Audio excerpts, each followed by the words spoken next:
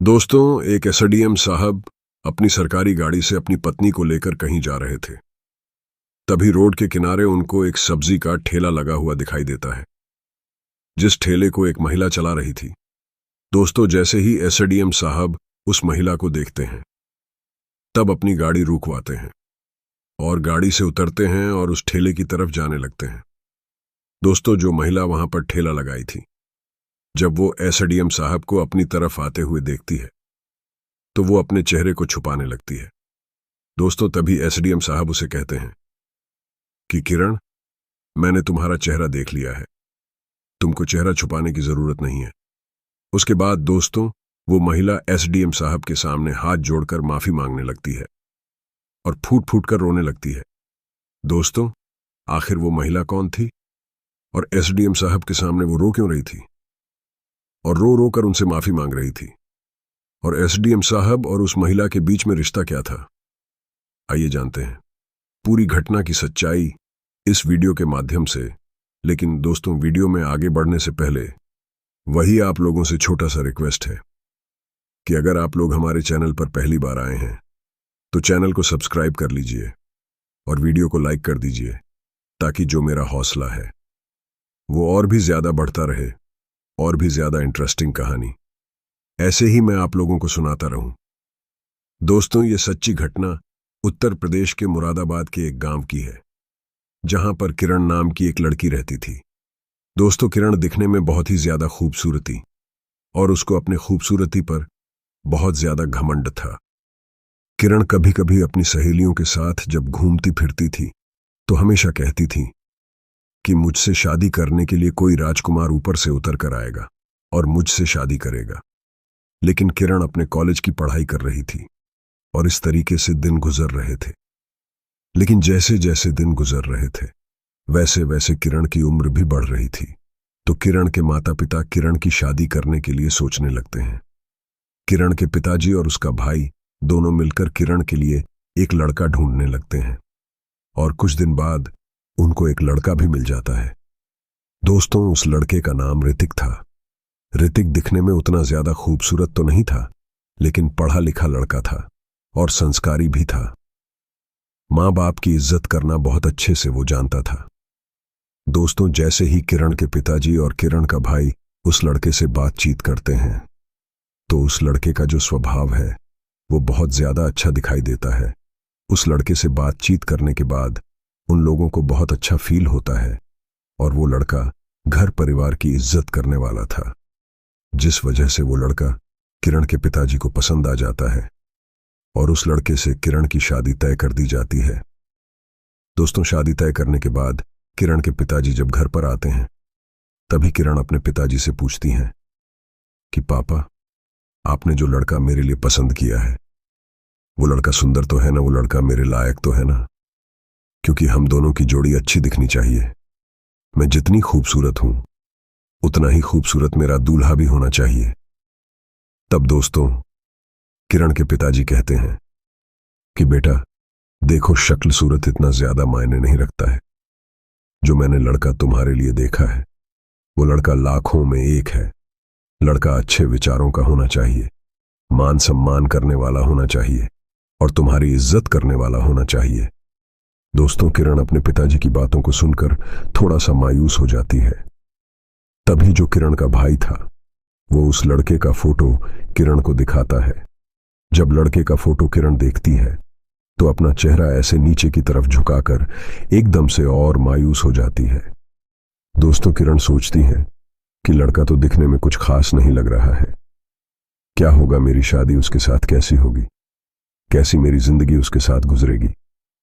दोस्तों, यही सब सोचकर वो बहुत परेशान हो रही थी। तभी किरण का भाई ये कहता है कि बहन देखो, लड़का पढ़ा लिखा है और सरकारी नौकरी की तैयारी कर रहा है। कुछ महीने बाद या फिर कुछ सालों के अंदर ही वो लड़का सरकारी नौकरी करने लगेगा। तो जो तुम्हारी जिंदगी है वो बहुत खुशहाल तरीके से गुजर जाएगी और कभी भी किसी चीज की तुमको कमी महसूस नहीं होगी। लेकिन दोस्तों, किरण जो थी, वो कहीं ना कहीं उस लड़के की शक्ल और सूरत की वजह से बहुत ज्यादा परेशान थी। उस लड़के से वो शादी नहीं करना चाहती थी।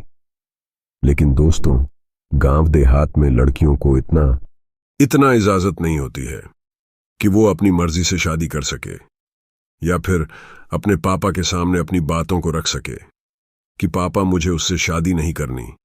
दोस्तों, अपने घर वालों के अनुसार एक गांव देहात की लड़कियां शादी करती हैं। दोस्तों, किरण भी अपने पापा और अपने भाई को कुछ नहीं बोलती है और चुपचाप शादी करने के लिए राजी हो जाती है।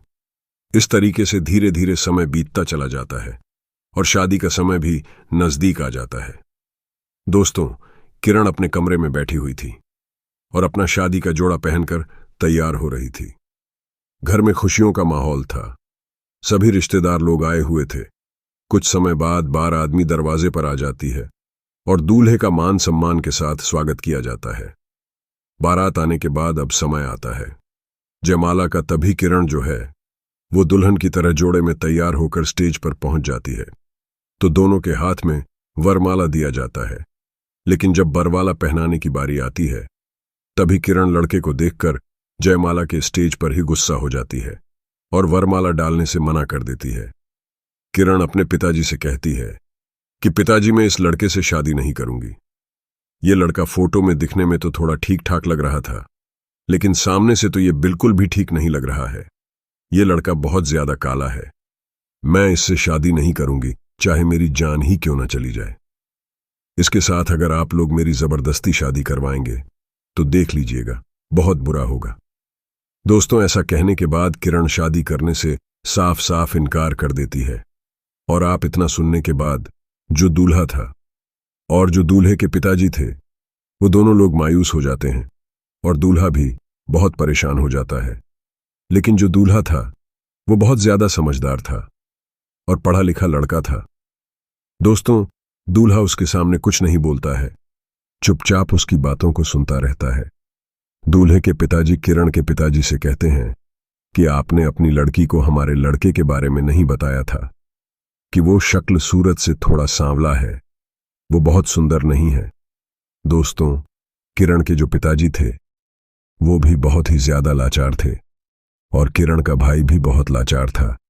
किरण को समझाने की दोनों लोग बहुत कोशिश करते हैं, लेकिन किरण जो थी वो अपने पिताजी की बातों को नहीं मानती और दूल्हे के पिताजी किरण से भी इतना तक कह देते हैं कि बेटा देखो, घर पर बारात आई है तो शादी कर लो, बाद में जो होगा वो देखा जाएगा।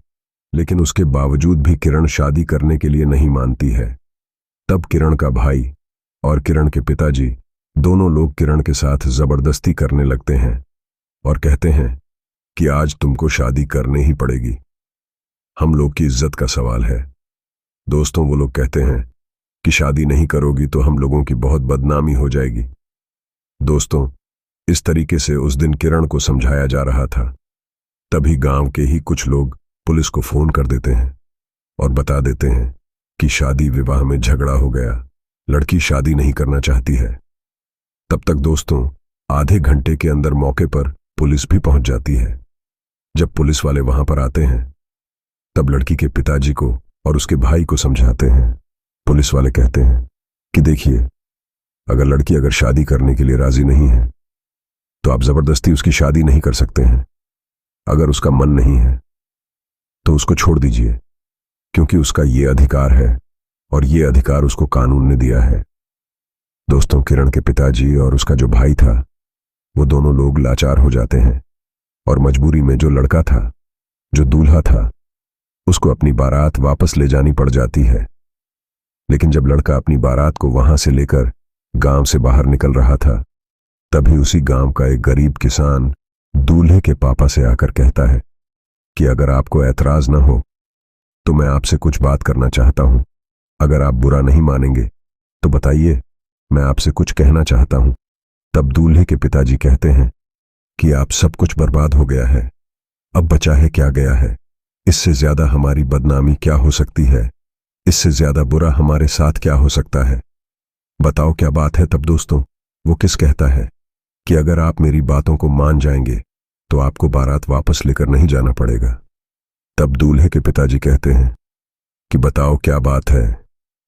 तब वो किस कहता है कि साहब देखिए, हमारी एक बेटी है, वो ज्यादा पढ़ी लिखी तो नहीं है, लेकिन बड़ों का इज्जत इज्जत करना बहुत अच्छे से जानती है, घर का सारा काम को जानती है, सब कुछ आपका काम कर देगी, खाना पीना बना देगी और आपके लड़के को बहुत खुश रखेगी, उसकी बहुत ही ज्यादा सेवा करेगी और आप लोगों की भी इज्जत करेंगी।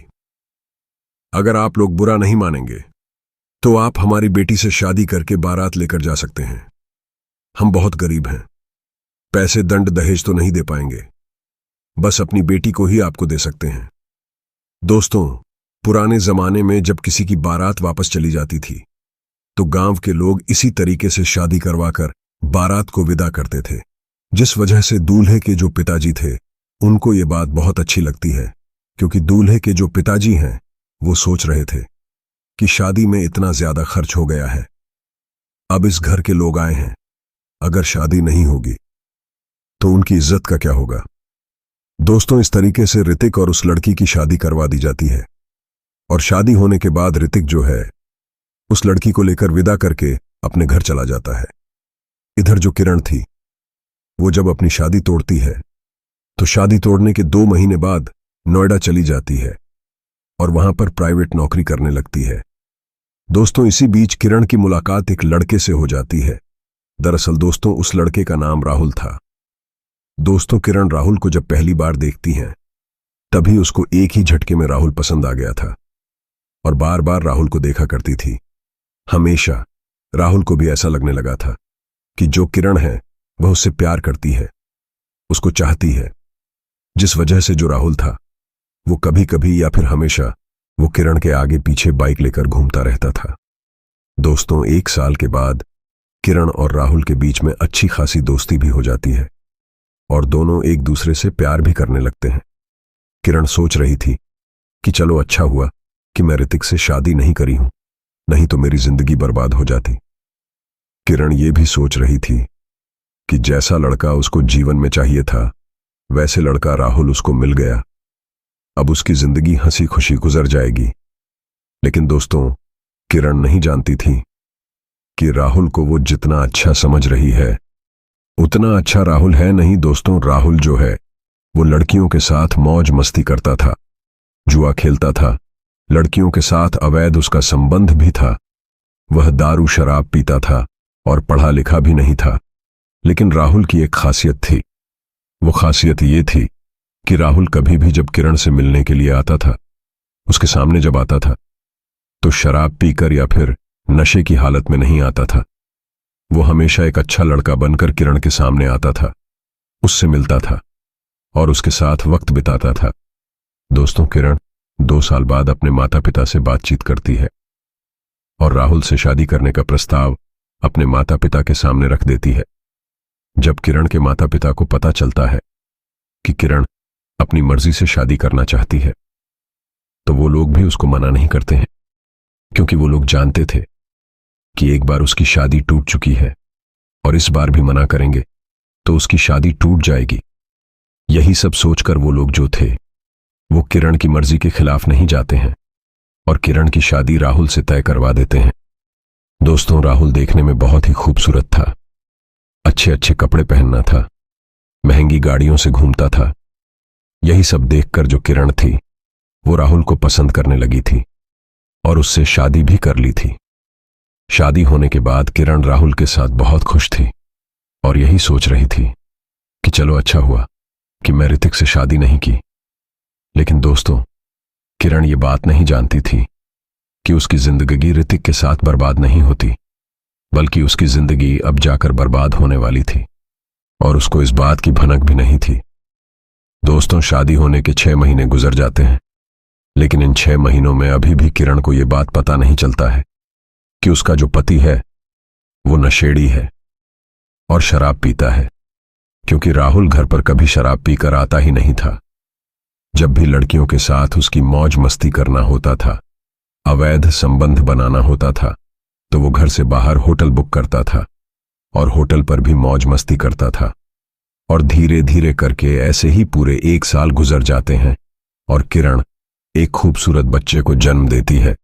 मगर अब जाकर किरण को थोड़ा बहुत पता चलने लगा था कि उसका जो पति है राहुल, वो शराब पीता है। लेकिन दोस्तों, किरण उससे कुछ बोलती नहीं थी वो सोचती थी कि चलो कभी कभी पीता। लेकिन जैसे जैसे वक्त गुजर रहा था वैसे वैसे राहुल की जो हरकतें हैं और वो और भी ज्यादा बढ़ती जा रही थीं। राहुल और किरण के सामने शराब पीकर आने लगा था और लड़कियों के साथ उसके सामने बातचीत करने लगा था। जब किरण उसको मना करती थी तब राहुल उसको डांट दिया करता था और कहता था कि कुछ भी अगर बोलोगी तो मार पीट कर तुमको यहां से भगा दूंगा। अब दोस्तों, किरण को बहुत बड़ा झटका लग जाता है जब ये बात सुनती है। तो किरण सोचती है कि मैं अपनी मर्जी से शादी की हूं, लेकिन ये ऐसा लड़का निकल जाएगा, मैंने ये तो कभी सोचा भी नहीं था।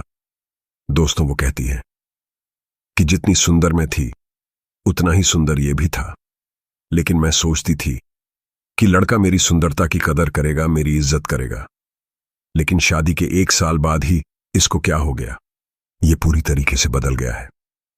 दरअसल दोस्तों, समय किरण को यह बात पता चल गई थी कि जो राहुल है उसका अवैध संबंध लड़कियों के साथ चल रहा है, और इसी बात को लेकर राहुल और किरण के बीच में लगातार लड़ाई झगड़े होते रहते थे। दोस्तों, इस तरीके से लड़ाई झगड़ा करते करते पूरा 1 साल गुजर जाता है और किरण एक और बच्चे को जन्म देती है। अब दोस्तों, कारण की शादी को पूरे 3 साल गुजर गए थे, लेकिन दोस्तों, किरण की हालत और भी ज्यादा खराब हो चुकी थी, क्योंकि किरण एकदम से मजबूर हो चुकी थी और किरण राहुल को छोड़कर जा भी नहीं सकती थी और अपनी मजबूरी अपने माता पिता से बात भी नहीं सकती थी, क्योंकि दोस्तों, किरण अपनी मर्जी से शादी करके आई थी। इसीलिए जो भी उसके साथ हो रहा था, जो भी उसके ऊपर बीत रही थी, वो अपने घर वालों को नहीं बताना चाहती थी। दोस्तों, किरण सोच रही थी कि हमारे घर वाले भी मेरे ऊपर ताना मारेंगे। अगर उनको पता चलेगा कि उसके साथ ये सब हो रहा है तो वो सोच रही थी कि हमारे घर वाले कहेंगे कि तुम अपनी मर्जी से शादी की हो तो तुम इस चीज को देखो, ये तुम्हारी जिम्मेदारी है। दोस्तों, इस तरीके से धीरे धीरे करके समय गुजरने लगता है, लेकिन घर में लड़ाई झगड़ा होने की वजह से राहुल और भी ज्यादा टेंशन में रहने लगा था और भी ज्यादा शराब पीने लगा था, जिस वजह से घर में और भी ज्यादा लड़ाई झगड़ा होने लगते हैं। दोस्तों, यहां तक नौबत आ जाती है कि राहुल के पास सब इतने भी पैसे नहीं थे कि वो अपने बच्चों की देखभाल कर सके, अपने बच्चों की दवाई करा सके। इस तरीके से उनकी जिंदगी बहुत ज्यादा खराब हो चुकी थी। तभी दोस्तों, जो किरण है वो अपने पति से अलग होने का फैसला करती है, क्योंकि किरण अपने बच्चों का भविष्य खराब होते हुए नहीं देखना चाहती थी। दोस्तों, अब जाहिर सी बात है कि किसी भी औरत के 2 बच्चे पैदा हो जाएंगे तो वो कहीं की नहीं रह जाएगी, वो अपने बच्चों में ही परेशान हो जाएगी, और यही हाल हुआ था किरण का। दोस्तों, किरण अपने पति से लड़ाई झगड़े के चलते अपना ससुराल छोड़ देती है और ससुराल छोड़कर नोएडा में एक रूम रेंट पर ले लेती है और अपने बच्चों के साथ वहां पर रहने लगती है। दोस्तों, किरण सोचती है कि ऐसे तो मेरी जिंदगी चलेगी नहीं, पैसा तो कमाना ही पड़ेगा, कुछ ना कुछ तो करना ही पड़ेगा। जिस वजह से जो किरण है वो जहां पर रहती थी, जिस रूम को किराए पर लेकर रहती थी, उसी रूम के नीचे रास्ता था, जगह थी, तो वहीं पर एक सब्जी का ठेला लगाकर सब्जी बेचने लगती है। दोस्तों, सब्जी बेचकर किरण को रोज 200 से आज 300 बच जाते थे और उन पैसों से वो अपना और अपने बच्चों का पालन पोषण आराम से कर लेती थी, और इस पैसों में से कुछ पैसा वो बचाकर अपने बैंक में भी जमा कर लेती थी। दोस्तों, अभी 3 महीने हुए थे किरण को वहां पर ठेला लगाकर सब्जी बेचते हुए। तभी अचानक किरण को पता चलता है कि जिस लड़के से पहली बार उसकी शादी हुई थी, जिस लड़के से वो शादी नहीं की थी, लड़की शादी करने से मना कर दिया था, वो लड़का आज एसडीएम बन गया है। दोस्तों, अब किरण अपनी किस्मत को कोसने लगती है और सोच रही थी कि शायद उस दिन पिताजी की बातों को मान लेना चाहिए था और ऋतिक से शादी कर लेना चाहिए था। दोस्तों, मैं आपको बता दूं कि मां बाप अपने बच्चों के लिए जो सोचते हैं वो अच्छा ही सोचते हैं। मां बाप कभी भी अपने बच्चों के लिए गलत भावना नहीं रखते हैं और गलत नहीं सोचते हैं, लेकिन जो लोग अपन गलत भावना नहीं रखते हैं और गलत नहीं सोचते हैं, लेकिन जो लोग अपने मां बाप की बातों को नहीं मानते हैं, उनकी जिंदगी में एक ना एक दिन ऐसा हादसा जरूर होता है। लेकिन दोस्तों, समय पछताने से कुछ होने वाला नहीं है। दोस्तों, धीरे धीरे करके वक्त गुजर रहा था। किरण अपने बच्चों के साथ अपने ठेले पर सब्जी बेच रही थी। तभी अचानक एक दिन जो ऋतिक था वो एसडीएम बन चुका था और अपनी पत्नी को अपनी सरकारी गाड़ी में बैठाकर कहीं लेकर जा रहा था। तभी रास्ते में ट्रैफिक लग जाता है और एसडीएम साहब अपनी गाड़ी साइड में लगा देते हैं और साइड में लगाने के बाद इधर उधर देखने लगते हैं कुछ खाने के लिए। तभी उनकी नजर जाती है किरण के ऊपर जो ठेले पर सब्जी लगाकर बेंच रही थी। दोस्तों, एसडीएम साहब उसको देखकर पहले तो सोचते हैं कि ये वही लड़की है या फिर कोई और है, लेकिन इसको कंफर्म करने के लिए उसके पास जब हो जाते हैं तभी किरण जो है वो एसडीएम साहब को अपनी तरफ आता हुआ देखकर बहुत ज्यादा परेशान हो जाती है और अपने चेहरे को छुपाने लगती है। तब जाकर एसडीएम साहब को यकीन हो जाता है कि वो लड़की कोई और नहीं है बल्कि वो लड़की किरण ही है। दोस्तों, एसडीएम साहब किरण से कहते हैं कि किरण, मैं तुमको देख लिया हूं, तुम्हारा चेहरा देख लिया हूं, अब तुमको अपना चेहरा छुपाने की जरूरत नहीं है। तब किरण जो है वो एसडीएम साहब के सामने हाथ जोड़कर माफी मांगने लगती है और कहती है कि देखो, उस दिन मैंने तुम्हारे साथ बहुत गलत किया था, मैंने तुम्हारी बहुत बेइज्जती की, मुझे ऐसा नहीं करना चाहिए था, मुझे माफ कर दो, उस दिन तो मुझे समझ में नहीं आया। तब एसडीएम साहब कहते हैं कि कोई बात नहीं, सबकी अपनी अपनी जिंदगी है, सबका अपना अपना अधिकार है। तब एसडीएम साहब किरण से पूछते हैं कि तुम यहां पर सब्जी क्यों बेच रही हो? तुम्हारी जिस लड़के से शादी हुई थी वो लड़का तो बहुत अच्छा खासा था, मुझे भी पता चला था कि तुम्हारी शादी हो गई है और वो लोग अच्छे परिवार के रहने वाले हैं, मैंने सुना था इस बात को, लेकिन तुम यहां पर सब्जी क्यों बेच रही हो? तब दोस्तों को जो किरण है वो अपनी पूरी कहानी एसडीएम साहब को बैठकर सुनाती है और बताती है और कहती है कि मेरा पति शादी के बाद तो ठीक था, लेकिन 2 सालों बाद बहुत शराब पीने लगा, लड़कियों के साथ उसके अवैध संबंध बनने लगे। मुझे 2 साल बाद इन सब चीजों के बारे में पता चला। मैं सोच रही थी कि चलो सुधर जाएगा, लेकिन वो सुधारने का नाम नहीं ले रहा था, जिस वजह से मजबूरी में मुझे उसका साथ छोड़ना पड़ा और मैं अपने घर भी नहीं जा सकती हूं क्योंकि मैं अपनी मर्जी से अपनी शादी की थी। तो मेरे घर वाले मेरे बारे में क्या सोचेंगे? वो भी लोग मेरे बारे में गलत ही सोचेंगे।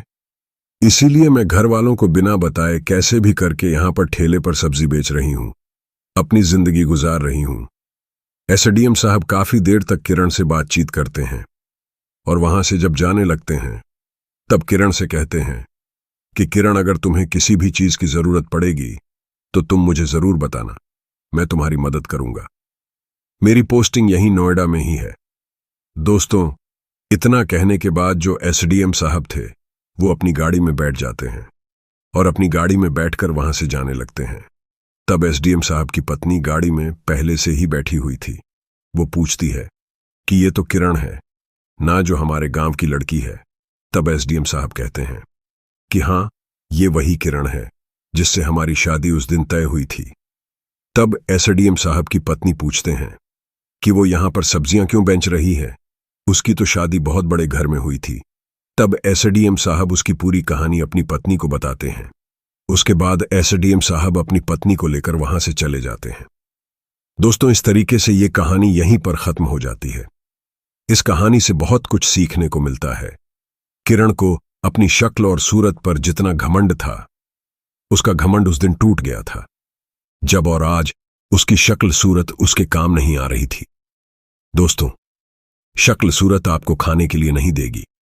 अगर किसी से आपकी शादी हो रही है तो आपको यह देखना चाहिए कि जो लड़का है जिससे आपकी शादी हो रही है वो आपके साथ जीवन भर रह सकता है या नहीं रह सकता है। किसी भी परिस्थिति में आपको प्यार कर सकता है या नहीं कर सकता है।